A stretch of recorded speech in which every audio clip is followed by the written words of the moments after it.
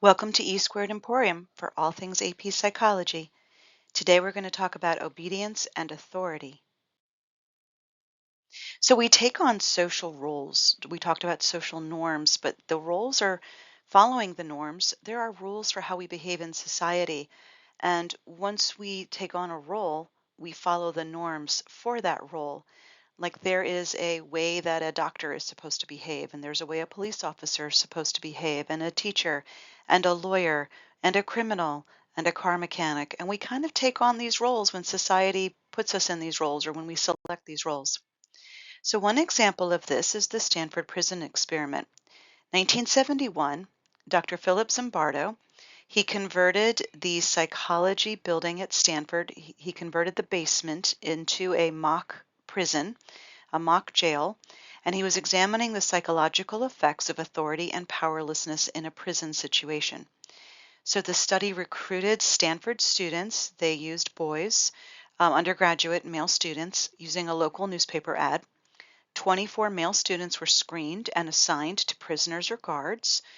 This was supposed to last for 2 weeks, but it had to be ended on the sixth day because it got out of control. It escalated out of hand. The prisoners were being forced to endure cruel and dehumanizing abuse by their peers. The experiment showed how ordinary people, like these were just undergraduate college kids, and how they could do terrible things and was so quick. Again, the guards only worked in 8-hour shifts. They could come and go. The prisoners had to stay there the entire time. They had stocking caps on their head to simulate having their hair shaven off. They had no undergarments on underneath those robes. They were only known as a number. So again, there's been a movie that was made out of this recently. It is rated R. Don't watch it with grandma. We see similar things at the Abu Ghraib prison in Iraq in 2004. We saw similar abuses getting out of control. So what did we learn from the Stanford prison experiment? We learned that even good people can go bad in a toxic environment. We learned that where there are power inequalities, like the guards have the total power and the prisoners get learned helplessness, we learned that that is an imbalance and it's dangerous. We learned that this kind of authoritarian, strict leadership fosters abuse. The guards in Abu Ghraib were understaffed and overworked. They had fear of personal attack or revenge or boredom, and to a certain extent they did too for Stanford Prison. We see sometimes a predisposition to anger and aggression and a macho culture. Even in women who work in these types of environments take on the macho culture. We see that we dehumanize prisoners as animals, often preventing them from washing or using the restroom, and then complaining that they smell bad. The fact that the terms we versus they, viewing the prisoners as enemies, and diffused responsibility, right? Well, I was told to do this. Zimbardo told me to do this. All the guards are doing it. I'm just doing my job. And this leads into obedience. So, obedience is following commands from an authority figure. It is a form of compliance, but now you're following a direct command from somebody who either has your life, they could be holding a gun to your head, they could have your life in their hands, they could be holding you hostage, they could be your boss. You can't afford to get fired. You won't be able to feed your family if you get fired. So obedience now is very top-down control. One example, on 9/11, when the first planes hit the towers, there were people who fled to the streets, and most of those people were able to get out and survive before the buildings collapsed. But there were people who were told to go back to their desks and just wait. And their bosses told them, go back, just stay at your desk, stay at your desk. And the people that stayed at their desks and obeyed, they died that day. And the people who said, I'm finding a way out if they could, they survived that day, or they had a better chance of surviving that day. So this study, I should say, started with the trial of Adolf Eichmann, 1962. So Adolf Eichmann was the Nazi director of the concentration camps, and he was brought on trial, and he said, I was only following orders. So following the end of World War II ended in 1945, And all of the directors and the officers of the SS, of the Nazi officers, they fled and they hid. Many in Argentina and Latin America and throughout Europe, they were hiding. And one by one, they were captured as older men and they were brought to the courts and brought to trial. You can see Adolf Eichmann here is behind bulletproof glass because many, many people wanted him dead for what he did in the concentration camps. And so he just said, look, he said, I was told to do this. It was my job, and I was only following orders, and I did what Himmler and Hitler told me to do. And so this is where this whole idea of how far will we go to obey an authority figure that tells us to kill tens of thousands of people? How far will we go for that? And this led a psychologist, Stanley Milgram from Yale University, to create what is now known as the famous Milgram experiment. So he actually started doing the experiments in 1961. He published his research in 1963. That's why we have two dates there. And then he later did subsequent studies after that, showing us different results as well. So he wanted to explore what would it take to get people to obey authority. People in America said, we would never do that. Why did the German people do that? We would never go along with that. But Stanley Milgram was able to prove that, yes, you would. So he brought in participants who believed they were a part of a learning experiment, and they were involved with punishing a learner through electric shocks. So they were given very simple word pairs like, bird, song, sky, blue, very simple word pairs. And they were to read the word pairs to a person in another room who was attached to electrodes. Now, the person in the other room was an actor, and the electrodes were not actually hooked up to them. So there was no actual electric shock happening. But these participants were led to believe that they were actually giving life-threatening shocks to a stranger that they just met in the other room. And the actor in the other room would scream and yell and plead them to stop and claim that he or she was having heart attacks and heart problems. And then many participants would continue. So there was an experimenter in the room in a lab coat in the first round, and this was all men in the first round. And the experimenter, the researcher, was a male as well. And all he did was say, you need to continue. That was it. He didn't threaten them. They could leave at any time. They would still get paid, even if they walked out the door. They were not going to have any punishment or any consequences if they would have left the experiment. Now, Milgram thought about 2% would be willing to go all the way to actually possibly killing somebody. 66% of the men obeyed the authority figure to the point of extent of inflicting very serious harm. And Milgram was quite shocked and scared and horrified by those results that American men who should know better were still willing to shock a stranger to possible death. So this showed the powerful influence that an authority figure has on human behavior. And again, this person was not your boss. This person was not holding your family hostage. The door was open and you could have left at any time.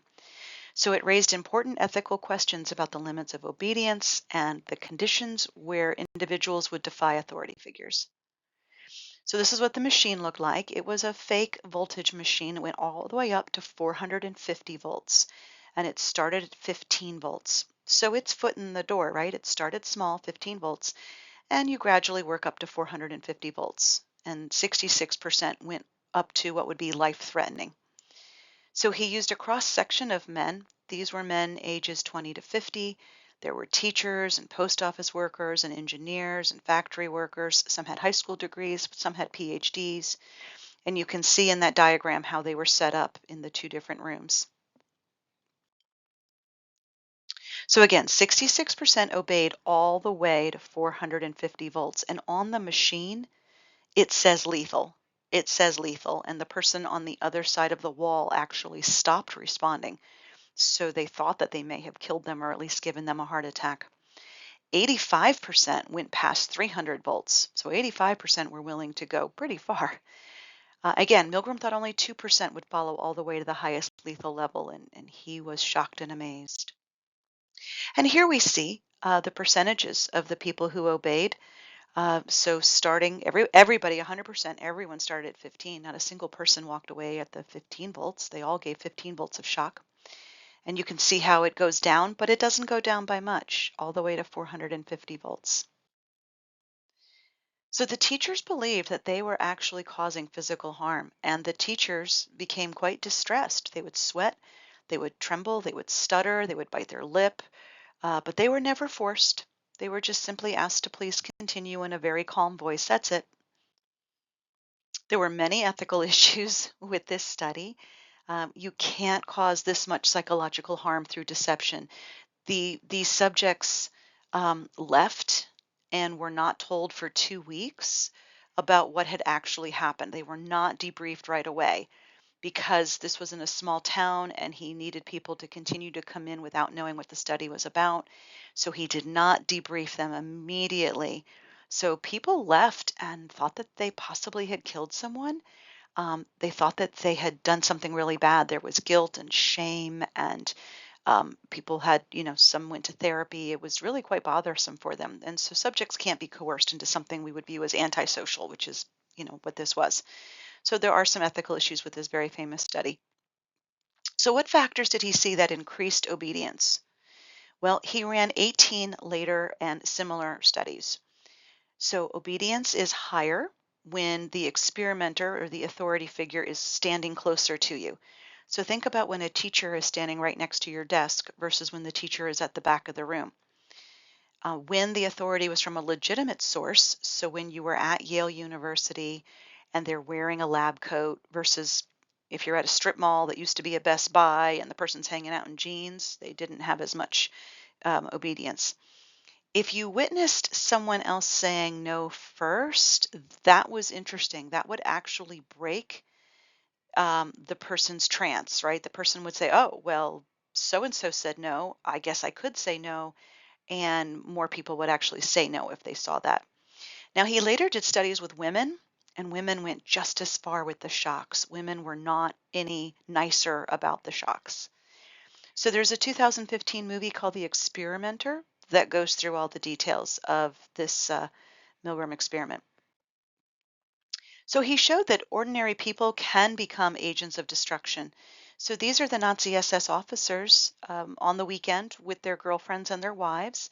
They went home to children. They went home to normal jobs. This was just a 9 to 5 job for them. They were ordered to commit some horrendous acts, but they perceived that this was what they were supposed to do. They had a legitimate authority figure telling them, and somebody else was taking the blame. And this was a job, just like when we see prison guards or people who work at Guantanamo Bay or Abu Ghraib or any of the other prison situations. We saw something similar happen in Vietnam. The My Lai massacre, 1968 in Vietnam. American soldiers they were having a really hard time. There had just been a major onslaught, and the war was turning against the American favor. And a group of American soldiers went into a village that was unarmed. It was older men and women and children, and they were not able to defend themselves. But they were given the orders by the higher ups. They were told to go in there and kill everybody. And they did. And they were also brought to trial. And these American soldiers said, well, we were only following orders. We were only doing what the person above us said to do, and the person above him said to do, and the person above him said to do. So this we were only following orders, this obeying ultimate authority is a very big theme we see here in history and in psychology. So far more hideous crimes have been committed throughout history in the name of obedience than in the name of rebellion. So people just following orders have done far more terrible things than, other wars or rebellions. And again, here's Abu Ghraib prison, Iraq, 2004. The U.S. soldiers were torturing inmates and taking selfies with them and doing psychological and physical abuse, even to the point of murder. 17 military police officers, men and women, were removed from duty. And they said we were only doing our jobs. We were just following authority. Same exact thing that we saw the Nazi officers saying.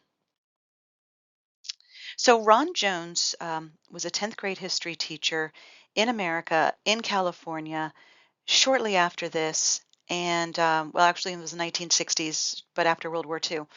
And Ron Jones was teaching his 10th grade history students all about the rise of Nazism in Germany.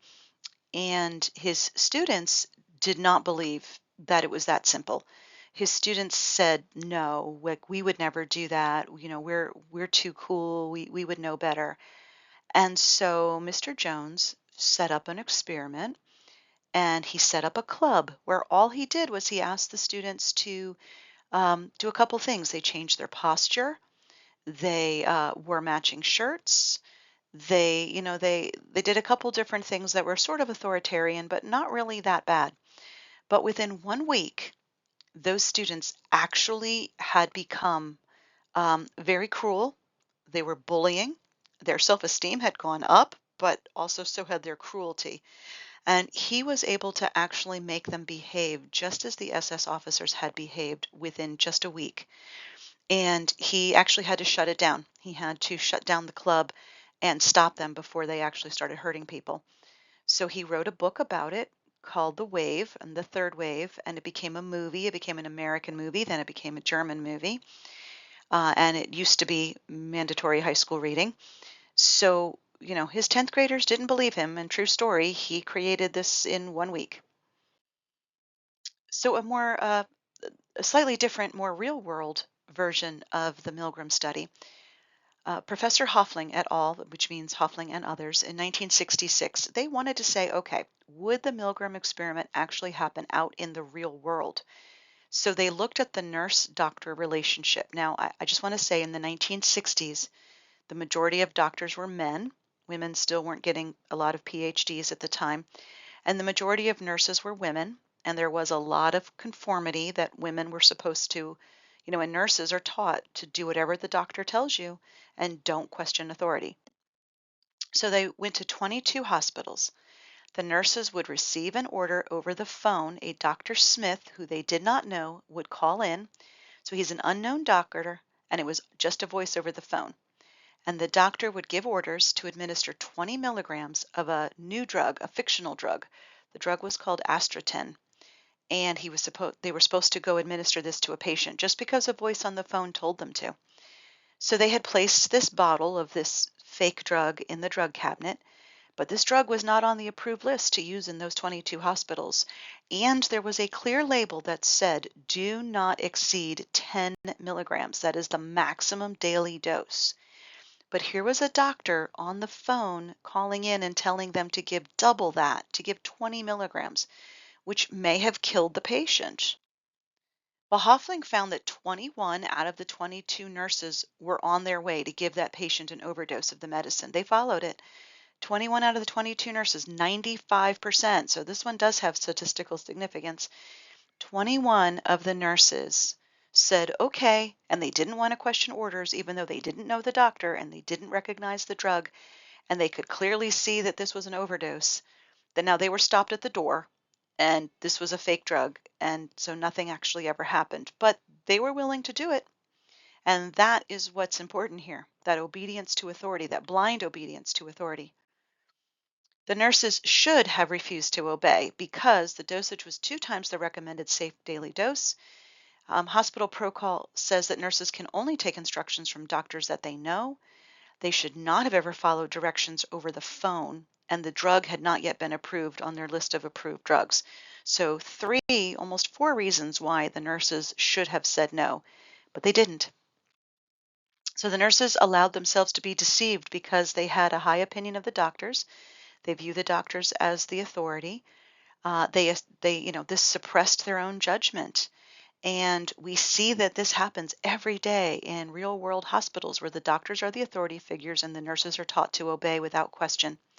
So this study has what we call ecological validity, meaning the ecology, the situation, is more valid than the Milgram experiment in a lab. Now, this one was not a legitimate study. This was a prank, but it was a very dangerous prank. It started in 1992. There were 70 incidences of these prank calls in 30 states over the next 12 years. where a man would call and claim to be a police officer. He would call fast food restaurants, grocery stores, mostly out in rural country areas, and he would convince the managers, male and female managers, to strip search and detain female employees, young employees, teenage employees, and they would have them locked in their office until the police arrived. But there were no police. The man on the phone was not a police officer. These teenagers had done nothing wrong. This was highly unethical, and there were criminal charges brought against people who did this. And it became a movie, a 2012 movie called Compliance, which I think the movie goes a little further than the incidences did. But again, this was a prank to see if they could mimic the Milgram experiment, and they did. So we have to ask, who is to blame, right? Who's at the top? Is it the CEO? Is it the sergeant? Is it the general? Who's really in charge if we keep blaming all the way up the line? And we call this diffusion of responsibility. When we have a reduced sense of responsibility and we keep saying, it's not my fault. He did it. They did it. I was told to do it. Now, conformity has a lot to do with our culture, whether or not we are taught to obey blindly and whether or not we are taught to conform blindly has a lot to do with whether we come from an individual or a collective culture. So, an individualist culture, you are taught to pursue your own goals and interests. You are said to be free of others' influence. You exist for your own personal pleasure and desire, right? You can go pursue all your whims and be a rock star and go to college and be a chef and whatever you want to be anything you want to be. This is like America and a lot of our friends in the West. We have a loosely knit social framework, meaning we're not very tight and connected into a village or into a large family. We tend to have small, in immediate family, mom, dad, sisters, brothers, maybe grandparents, but it's kind of small. Aunts and uncles may live far away. So in an individualist culture, we say, be all you can be, do your own thing, dance to the beat of a different drummer. The squeaky wheel gets the grease. A collectivist culture would be a lot of the cultures that we see in Asia and other parts of the world where the individual is less important than the group. So this is a tightly knit culture. It is all about staying close to your relatives, and you look after your relatives, and they look after you. You have unquestioning loyalty of your family, of your village, of your elders, of your authority figures, of your bosses. You do not ever question loyalty of your bosses. There's much more conformity. So 70% of the world lives in a collectivist culture with far more conformity than we do here. So in Japan, they say the nail that sticks up will be hammered down. And then multiculturalism is the practice of accepting and valuing other cultures within a society. It's sort of the opposite of the prejudice that we talked about. It includes the promotion of cultural diversity and celebrating different cultural groups. Now, who is considered to be great at multiculturalism? Canada, Australia, and New Zealand. And now you're ready for the next part.